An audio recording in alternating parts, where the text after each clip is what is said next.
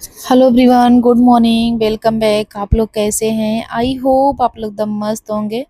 तो इस समय सुबह के बज रहे थे 6 और मैं यहाँ नहा धो के आ गई पूजा करने। और आज आप लोगों के साथ जो मेरे इंस्टाग्राम से जुड़ा होगा उससे तो पता होगा, और जो नहीं जुड़ा होगा, मेरा सिर्फ ब्लॉग देख रहा होगा, तो मैं उसे बता दूं कि मैं पूजा का जो रूम था ना मेरा, मैं यहाँ उठा ले आई। क्यों, रीज़न क्या था वो मैं बताती हूँ। जैसे मेरा शुरू से ही मन एक जो है ना, कि जैसे मैं पूजा पाठ करती हूँ तो मेरा एक जो होता है ना, मन हमेशा ये करता था कि मैं पूजा का जो घर होता है ना, पूरब और उत्तर के कोण में होना चाहिए। और मैं कितना भी पूजा करती थी, हर चीज़ करती थी, पर जो मेरा दिशा था वो मेरे मन में हमेशा खटकता रहता था कि मैं यार पूजा तो बहुत करती हूँ पर दिशा नहीं चेंज कर पा रही हूँ। और मेरी मजबूरी ये थी कि मैं दिशा इसलिए नहीं चेंज कर पा रही थी कि मेरे पास जैसे अलमारी वहीं थी, और वो उत्तर और पूरब के कोने तो थी, पर जैसे घर के पीछे साइड थी, और ये घर का जो सबसे पहला कमरा है वो था। तो और जब सबसे लास्ट कमरे में मैंने रखा था, तो मुझे हमेशा एक खटक रहती थी कि घर के आगे मंदिर होनी चाहिए, फिर पीछे जिसे लोग रहना चाहिए। तो फिर ये चीज़ हमेशा था, पर मैं टालती गई। होता है ना कि उसका भी एक टाइम आता है। तो मैं वो टाइम का इंतज़ार करती रही, मैं कोई चीज़ ऐसे ही, जबकि ऐसा नहीं है कि मैं ले नहीं सकती हूँ, सक्षम नहीं हूँ, पर मैं एक टाइम का इंतज़ार करती हूँ। जब वो टाइम आता है तभी कोई चीज़ मैं लेना चाहती हूँ। जैसे मैं खुद की, अब जैसे जब से मैं मेहनत करने लगी हूँ, मेरा कुछ अर्निंग होने लगा है, तो मुझे इंतज़ार होता है कि जब मेरा पेमेंट आएगा तो मैं ले लूँगी, जब मेरे पास पैसे होंगे तो ले लूँगी, मैं हस्बैंड के पैसे से नहीं ले लूँगी। इसी तरह से मेरा चलता रहा कि खुद की जो जब होगी अर्निंग तब खुद के जो सपने हैं वो पूरा करूँगी। ये मेरा खुद का सपना था, क्योंकि मुझे अपने ऊपर खर्च करने में कोई भी मेरा वो नहीं होता कि मुझे कोई वो नहीं लगता। पर हाँ, भगवान जी के लिए खर्च करने में मुझे कोई दिक्कत नहीं होती, और मुझे खुशी होती है कि मैं क्या कर दूँ भगवान जी के लिए, क्योंकि सारा कुछ उनका ही दिया हुआ है। तो मुझे ऐसे ही एक एक दिन में टालती रही, पर जब मेरे हस्बैंड की तबीयत ख़राब हुई ना, तो मुझे पता नहीं क्यों ऐसे मेरे मन में आया कि मुझे नहीं, मंदिर तो चेंज करनी ही करनी है, मुझे आगे भगवान जी को लेके जाना है। तो मैं फिर उसके बाद उसका भी एक टाइम आया। ये मैंने मंदिर गुप्त नवरात्रि में लिया था। तो गुप्त नवरात्रि उस समय चल रही थी, तब मैंने मंदिर ले लिया। मुझे नवरात्रि में ही लेनी थी, पर नवरात्रि में लेने के बाद मुझे सारे सिस्टम मेरे बिगड़ जाते, उस समय सब कुछ नहीं चेंज हो पाता। तो इसलिए मैं सोची चलो मंदिर ले लेती हूँ, सारे चीज़ों को कर लूँगी, तब नवरात्रि में मुझे आसान हो जाएगी पूजा करने का। तो इसलिए मैं मंदिर लेके आ गई और यहाँ रख लिया, स्थापित किया, सब कुछ किया। और यहाँ मैं पूजा पाठ करती हूँ, डेली का डेली साफ़ सफाई, हर कुछ डेली मैं यहाँ का क्लीनिंग करती हूँ, डेली साफ़ सफाई। तो मेरी मंदिर आपको कैसी लगी ज़रूर बताइएगा। और आज आप लोगों के साथ हमें लगते हैं कि हम 20 दिन बाद मिल रहे होंगे, और मेरा यूट्यूब की जर्नी में पहला ऐसा दिन है कि मैं इतने दिन बाद वीडियो डाल रही हूँ, क्योंकि मुझे टाइम ही नहीं मिला। मेरे पास इतना ऐसा रहा ये दौर कि 2 महीने मेरे, ये जून और जुलाई 2 महीने मेरे कैसे गए मुझे खुद भी नहीं पता चला, कुछ भी नहीं पता चला। 2 महीने का दिन मेरे साथ ऐसा लगा कि पल भर में निकल गया। और ऐसी स्थिति भगवान करे किसी को ना आए, जैसी मेरी 2 महीने की जर्नी रही। तभी मैंने हार तो नहीं माना, पर होता है ना कि अकेली अगर अबला आगे अकेली औरत तो थक तो जाती ही है। तो मैं भी थोड़ा सा कभी भी थकती, लड़खड़ाती, और बहुत ही रोई, सब कुछ हुआ, पर तब भी उठ के खड़ी होती कि नहीं, मुझे अपने बच्चों के लिए ये करना है, ये ऐसा करना है, वैसा करना है, सब कुछ सोच के सब कुछ फिर भूल जाती। ऐसा ही मेरा 2 महीने का जर्नी जो था ना, उसी तरह से रहा है। उसमें कुछ अपनों का साथ भी मिला, कुछ ऐसे अपने दिखे कि कभी कभी उन लोगों का लगता भी है, और कोई अपने ऐसे भी हैं कि बहुत, हमारे कुछ अपनों ने बहुत साथ दिया, बहुत ज़्यादा ही साथ दिया। तो होता है ना, कभी कभी होता है कि रिश्ता जो होता है ना, जो खून का रिश्ता है होता है, वो काम तो आता ही है। तो फिर तो इस समय तो फिर फ़िलहाल तब भी जब जैसे ही मेरे हस्बैंड ठीक हुए, जैसे 1 महीना हुआ वो ठीक हुए, उसके बाद मेरे भाई का यहाँ एक्सीडेंट हुआ। तो जो मैंने सबसे पहले ही आप लोगों के साथ वीडियो लगाए थे, तो मेरा भाई है, वो भी एक्सीडेंट क्या वो था कि वो आ रहा था और उसके जैसे 2 मंजिला घर बन रहा था और वहीं ईंट जो थे टूट रहा था, घर टूट रहा था, तो वो ईंट ना उसके सर पे आके गिर गई पूरा, और एक हाथ पे गिर गई, तो उसके सर में काफ़ी चोटें आई थी, जो जैसे नली होती है ना वो फट गई थी और काफ़ी क्लॉटिंग हुआ था। तो ऑपरेशन हुआ, सर्जरी हुआ, अब भी वो हॉस्पिटल में है, प्रेजेंट टाइम भी हॉस्पिटल में ही है वो।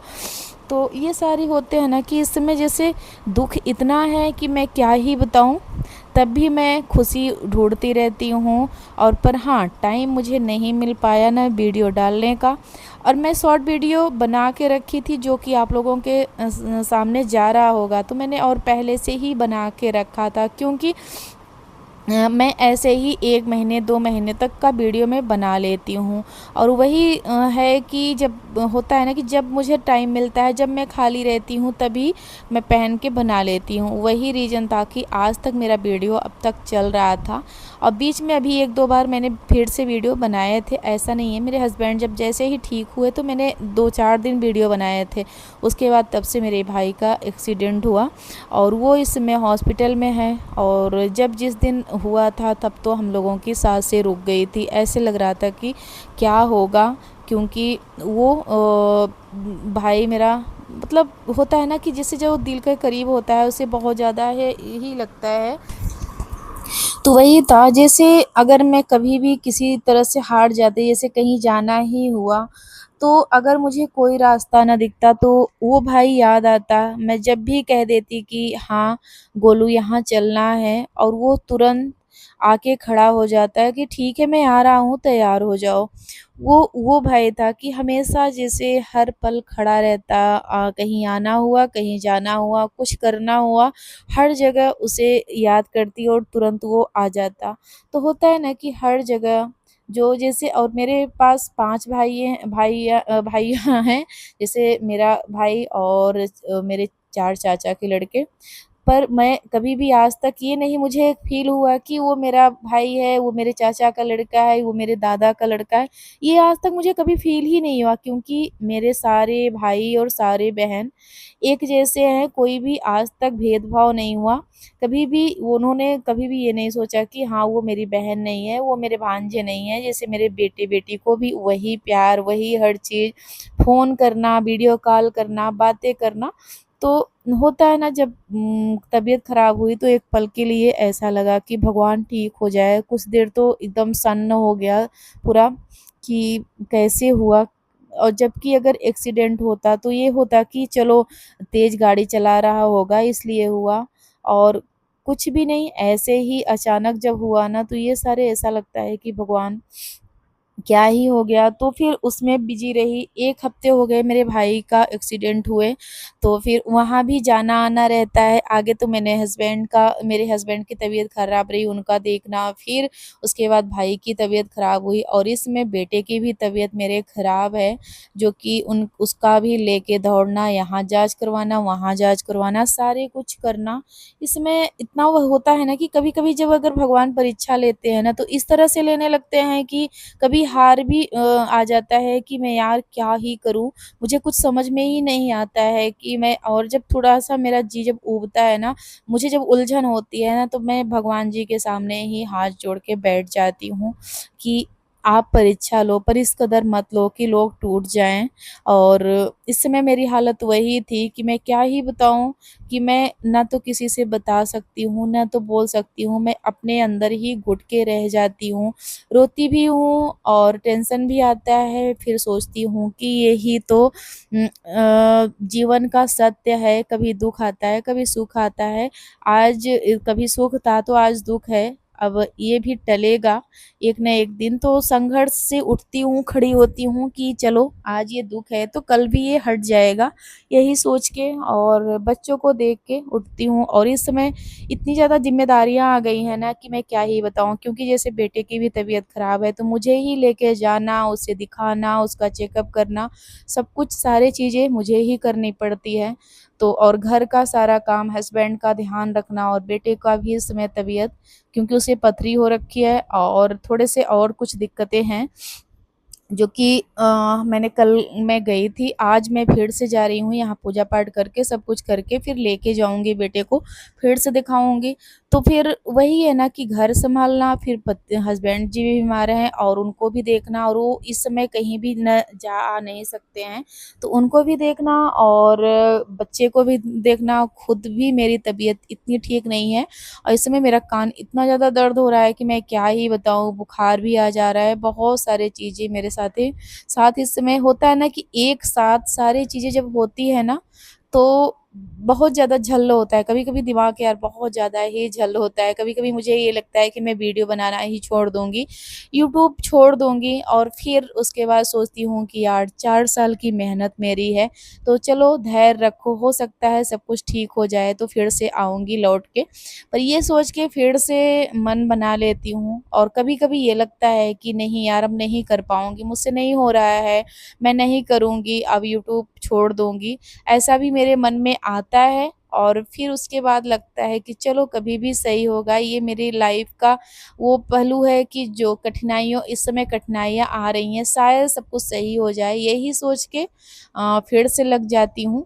और मुझे पता है कि कभी दुःख आते हैं, यही जीवन की सत्यता है कि अगर हमें दुःख नहीं आएगा तो हमें लाइफ़ का जो जीने का ढंग है, जीने का वो है, तो हमें अगर सुख ही सुख मिलेगा तो हमें वो तजुर्बा म पता ही नहीं चलेगा। दुःख भी ज़रूरी है कि अगर दुःख जब आता है ना, तो हमें जीने का तजुर्बा अलग से ही महसूस होता है, और कुछ एहसास होता है, कुछ बातों का एहसास होता है, कुछ बहुत ही चीज़ों का हमें सीख भी मिलती है। अगर हमें कठिनाइयाँ नहीं आई, अगर हमें दुःख नहीं मिला, तो हम कोई चीज़ सीखेंगे ही नहीं। तो इसलिए ये भी ज़रूरी है, जब अगर हमें जीवन मिला है तो दोनों दुःख और सुख दोनों ही आने चाहिए, उससे हमें बहुत सारे सीख मिलते हैं। तो घबराना तो नहीं चाहिए, और मैं घबराती भी नहीं हूँ, और ऐसा नहीं है कि मैं कभी-कभी हँस भी लेती हूँ, बोल भी लेती हूँ, ऐसा भी नहीं है। और पर हाँ, जितना मैं सोचती हूँ ना कि उससे ज़्यादा मैंने इतना सोचा भी नहीं था कि मैं इतना कर जाऊँगी यार, मेरे पास इतना भी हिम्मत है, मैं इतना भी सब कुछ सँभाल लूँगी, इतना मैं कभी भी सोची नहीं थी। जो कि मैं इस समय कर ले रही हूँ, जैसे अपने हस्बैंड जी को देखना, और मेरे पास इस समय मैं बताऊँ तो मेरे पास 6 गाय हैं। 6 गाय की सेवा करना, घर का काम सँभालना, और अपने पतिदेव को भी देखना, और बच्चे की इस समय तबीयत ख़राब है, बच्चे को देखना, उसको हॉस्पिटल लेके जाना, आना, सारा चीज़ मैंने कभी सोचा भी नहीं था। ये मैं सही बता रही हूँ कि मैं कभी-कभी अब जैसे लेटती हूँ, अगर शांत रहती हूँ तो मैं सोचती हूँ यार कि मैं इतनी बड़ी हो गई कि आज मैं सँभाल ले रही हूँ। ये खुशी भी मिलती है कि सारी चीज़ों को मैं सँभाल ले रही हूँ, एडजस्ट कर रे ले रही हूँ। चलो ये तो दुःख है, कभी सुख भी आएगा। तो ये देखिए, ये मेरा भाई है, जो कि इस समय तबीयत उसकी बहुत अभी उठ भी नहीं पा रहा है, ये देखिए, और सर में बहुत ज़्यादा चोट आई है। और ये मेरी दीदी लोग आई थी, तो उन लोगों को लेके और मैं आई थी, और मेरा बेटा आया था, क्योंकि बेटे को भी दिखाना था, तो मैंने दिखा भी दिया। उसका जो ईसीजी, ईगो, ये सारी चीज़ों को कराना था, वो मैंने करा भी दिया, और रिपोर्ट भी अच्छी तो नहीं आई है। जो मैं बता दूँ आप लोगों से कि जो मेरे बेटे की ईसीजी हुई थी ना, वो भी अच्छी नहीं आई है। उसमें बहुत कुछ ठीक नहीं है, पर क्या ही कर सकते हैं, उसका भी दवा चलेगा। उसको भी फिर से और जाँच भी बोले हैं, तो जो कि मुझे कराना है, वो भी मैं कराऊँगी। पर होता है ना कि एक साथ दुःख आते हैं तो एक साथ आते हैं। वहाँ मेरे हस्बैंड की तबीयत ख़राब हुई, तब से बेटे की, फिर ये भाई, इस समय भाई को तो कुछ ज़्यादा ही हो गया है। तो उस समय 1 हफ़्ते से प्रकृति हॉस्पिटल में एडमिट है, अभी भी निकलेगा नहीं, अभी हमें लगता है 3 से 4 दिन अभी भी रहेगा।